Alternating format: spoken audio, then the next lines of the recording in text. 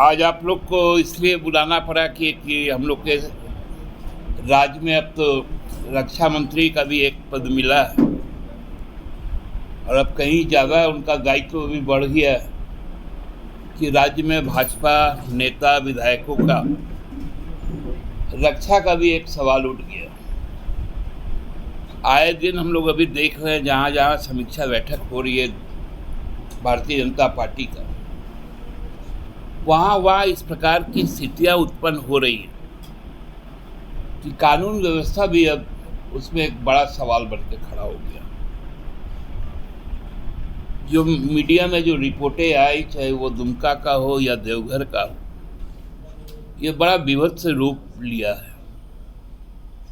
देवघर के माननीय विधायक के साथ भाजपा के ही जो आपराधिक किस्म के लोग हैं, जो सांसद से सीधे तौर पर जुड़ाव रखते हैं और उन्हीं के संपोषित भी हैं, उन लोगों ने जिस प्रकार से गाली गलौज की, मारपीट करने का काम किया, दुमका में जो बातें सामने आई, यह साफ दर्शाता है कि भारतीय जनता पार्टी का आज का चरित्र और चेहरा क्या है। अब वो भाजपा नहीं रही और इसका सीधा असर केंद्रीय नेतृत्व के निर्णय पर भी दिखा कि जिस प्रकार आसाम के मुख्यमंत्री और भाजपा के नेता को यहाँ चुनाव का सहप्रभारी बनाया गया, उनकी भी भाषा आप लोग देखें तो वो भाषा में केवल उन्माद ही नजर आता है। यही हाल भाजपा के कार्यकर्ताओं का भी, अपने ही नेताओं को गाली गलौज करना, मारपीट करना, जो यहाँ से पदाधिकारी जाते हैं उनके साथ में धक्का मुक्की करना। हमको लगता है कि एक विचित्र स्थिति बन गई है। हम लोग चाहते थे कि भारतीय जनता पार्टी विधानसभा का चुनाव हमारे विपक्ष में लड़े, लेकिन अब आपस में ही लड़ रहे। यह अजीब विडंबना है। एक तरफ आप प्रभारी भारी भरकम नाम वाले को भेजते हैं, कार्यकर्ता लुत्थम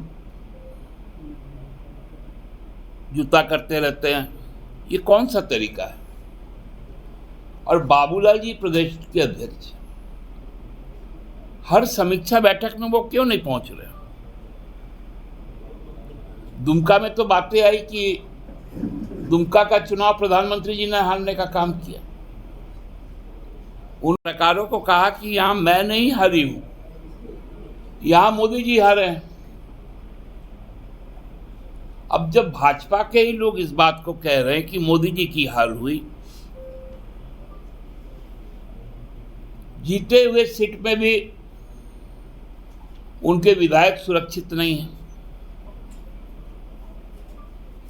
तो राजनीति किस रसातल में जा रहा है, इसी चिंता से आज हम लोग आपको अवगत करा रहे हैं। अब राज्य सरकार ने जिस प्रकार से काम शुरू किया आचार संहिता के बाद, उनसे कैसे ध्यान भटकाया जाए। लोगों को उनके जरूरत के हिसाब से जो चीजें करनी चाहिए उस पर कोई बात नहीं हो रहा। यह सिलसिला बंद होना चाहिए और कम से कम समीक्षा बैठक में राजनीतिक कार्यकर्ताओं को जब आप बुलाते हैं तो उनको प्रशिक्षित भी कीजिए। ये कौन सा तरीका है कि यहां से जो प्रभारी जाते हैं उनको धक्का देके भगाया जाता है और बड़ा शुचिता की बात होती है। इन तत्वों की पहचान कौन करेगा?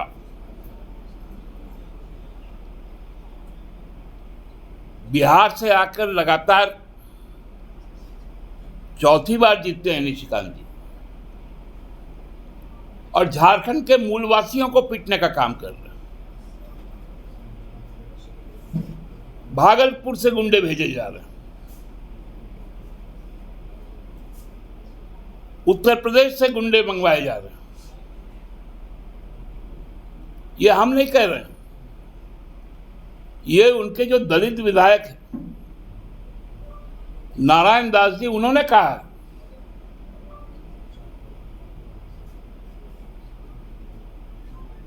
तो भारतीय जनता पार्टी को, उसके प्रदेश के नेताओं को इस राज्य के जनता से माफी मांगनी चाहिए।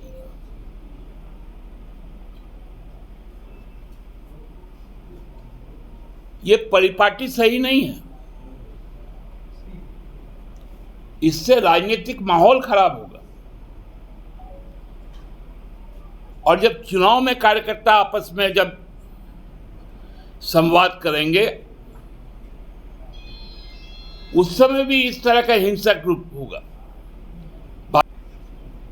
संपूर्ण परिप्रेक्ष्य में संथाल परगना के जो दुमका, हमको नहीं मालूम है कि राजमहल का समीक्षा होगा भी या नहीं होगा। होगा तो वहां कौन पिटाएगा? कहीं अगले निशाने पे अनंत ओझा तो नहीं है?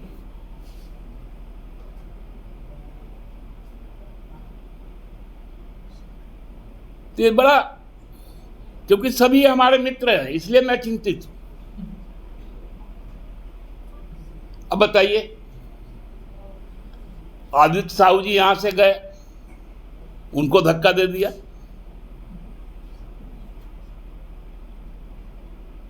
माननीय सांसद है बालमुकुंद भाई गए गढ़वा से, उनको गाली गलौज कर दिया।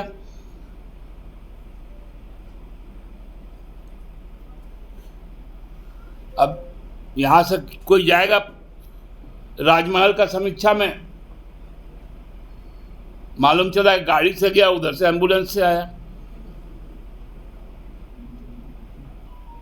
तो पुलिस विभाग को भी सूचित करके भाजपा को अपना समीक्षा बैठक रखनी चाहिए, नहीं तो फिर से ये लोग सवाल उठाएंगे कि हमको सुरक्षा नहीं मिलता।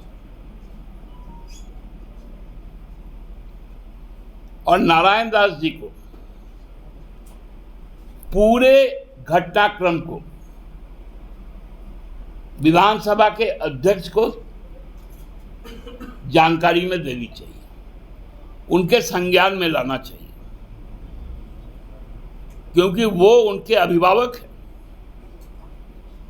और हम लोग माननीय अध्यक्ष से यह अपेक्षा रखते हैं कि भाजपा के जनप्रतिनिधियों को, विधायकों को आप यह सुनिश्चित करें कि उनको उनके जो गुंडे कार्यकर्ता हैं उनसे बचाएं। देखिए, जिस आशा के साथ आजसू का गठन हुआ और उसके बाद उसका लगातार सौदेबाजी हुआ, तो ये तो होना ही था। ये आप लोग मदद नहीं ना कर रहे हैं जयराम माथुर को? मेरे तो वो सदस्य भी नहीं है, और उनके पिताजी हम लोगों के पार्टी के सदस्य थे। पीछे से जो मनी हेल्प है, मनी सरकार की ओर से नहीं जा रहा। हम लोग भाजपा थोड़ी है कि कहीं कुछ है हम लोग के पास। भाजपा बी टीम सी टीम चलाती है, हमारा तो एक ही टीम। अच्छा, ये सीता सोरेन का बयान आ रहा है, ये क्या पार्टी में वापसी के लिए आप लोग दिलवा रहे हैं, या ये आप हम लोग को क्यों बोलते हैं? आप उनसे क्यों नहीं पूछते कि वो बयान क्यों दी? आप उनसे पूछिए उनका बयान ये क्यों आया कि ये हमारी हार नहीं है, मोदी की हार है। ये बेहतर सवाल है उनके लिए, आप हमसे पूछ रहे हैं। दादा, कांग्रेस 33 से ज्यादा सीटों पर दावेदारी ठोक रही है गठबंधन। मैंने आपको क्या कहा था लोकसभा के समय? कि हम 81 पे चुनाव लड़ेंगे, कांग्रेस 81 पे लड़ेगी, राजद 81 पे लड़ेगी, लेफ्ट पार्टियाँ 81 पे लड़ेगी, सब मिलकर हम लोग 81 सीट पर लड़ेंगे। दादा, पाकुड़ के गोपीनाथ गांव में 2 समुदाय के बीच लड़ाई हुई है और अमर बावरी ने कहा है कि झारखंड के किसी भी नागरिक का बाल पाका हुआ तो बख्शे नहीं जाएंगे, इतिहास रचा जाएगा।